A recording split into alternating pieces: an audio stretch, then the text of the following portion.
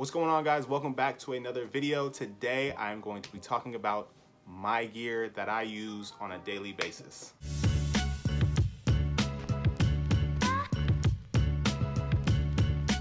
So first things first, I want to say thank you all for checking in. Really appreciate it.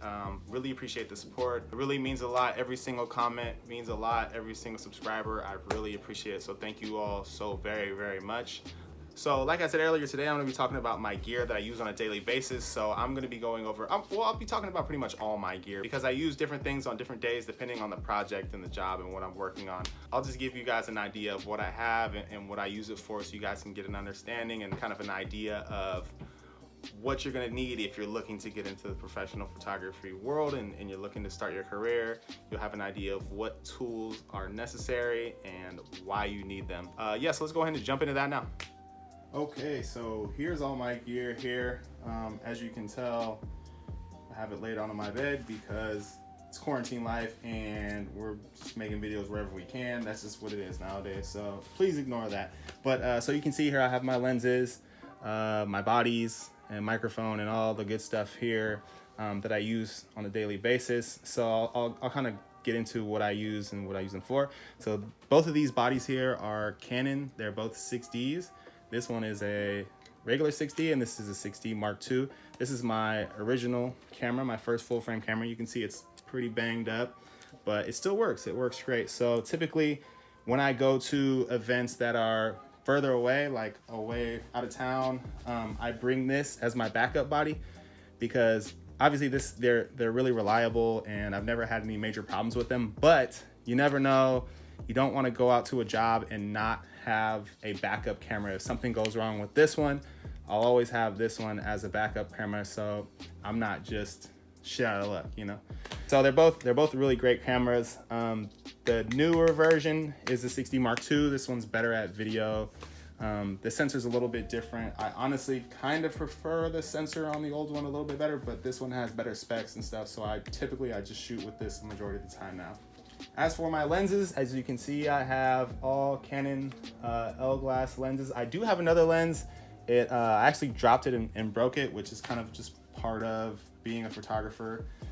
The more you handle this stuff, the more you move it around, the more opportunities there are for things to happen. So I do have a Sigma 35 1.4, the Sigma Art.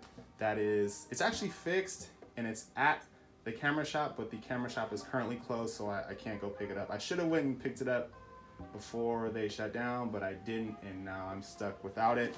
So I pretty much have everything I need here. So this is my 70-200. This is the workhorse was like, as far as like portraits and stuff, kind of professional headshots are concerned. This is the go-to lens for that. I do use it for some landscape stuff as well. It does a great job with that. Obviously at 2.8, the range is incredible, so it compresses images really well when you're doing landscape stuff. So I love that lens. And then I have the 24-70. So this is like the workhorse here. This is what I use for everything. I really like this I don't shoot a lot of weddings, but it's great for weddings.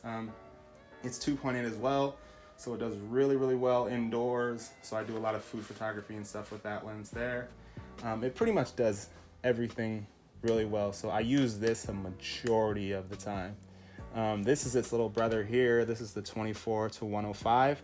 I actually dropped this lens, so it's not in the best shape ever, but it still works. And it's really similar to the 24-70. The glass isn't as great, but it is 4.0, so it doesn't have that 2.8, so it's not great in low light, but it does do a great job. If you're outside shooting outdoors and doing that type of thing, it does a great job. So this is a solid lens. I don't use it as much anymore now that I have this, but it's still always great to have, especially if I'm in a situation where I do shoot video from time to time, and if I'm using both of the bodies, I'll usually have this on the old one. And then I have my fun lens here, my 16-35, the ultra wide angle. I use this a lot for landscapes, some indoor stuff, some architecture, some building photos. It gives a really dramatic look to photos, so I love this lens. So usually if you see me out taking landscapes and doing kind of fun stuff for myself, I'm usually rocking with this lens here. It's a lot of fun. 2.8, great in low light. I haven't got to use it yet for like Milky Way or anything. I can't wait to get out and bust this thing out and get some Milky Way and night photos with this bad boy here. And I use the 35 Sigma Art, the 1.4. That's my kind of fun portrait lens. It's a really good lifestyle lens. I do some lifestyle photo shoots. It's really great for that. The 1.4 is always fun to mess around with. But obviously that's not here, so we won't talk too much about that. I do have a Rode shotgun mic. Typically when I do these YouTube videos, I'm using that. I have my phone right now for obvious reasons making this video, so I don't have this plugged in, but this is a great shotgun mic. It's not too expensive and it's awesome. Like I said, I do shoot videos from time to time, and this is my go-to kind of mic for that stuff. So if you're wondering what these are here, and this one's a little bit out of frame, so I'll bring that in there. These are my memory card holders. So I learned a hard lesson with these. It's really important to keep really good track of these and keep good care of them too, because they break pretty easily. You can see I have one that's kind of cracked right there. That happens a lot with these things. So I got this big kind of hefty case to keep them in, and I do have two of them. So one I keep on me at all times, so I'll always keep this one in my backpack. I never take it out.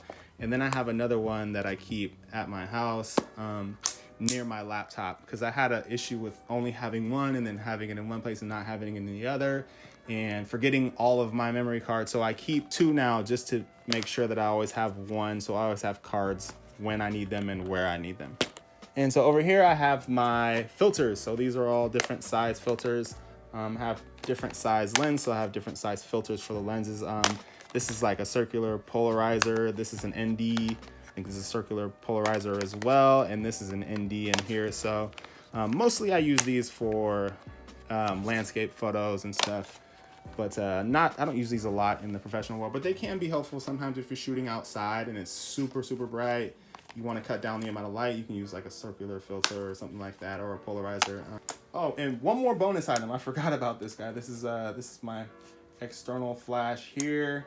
I do have a trigger for it as well. I don't use this very often, but it is something that you're gonna need from time to time.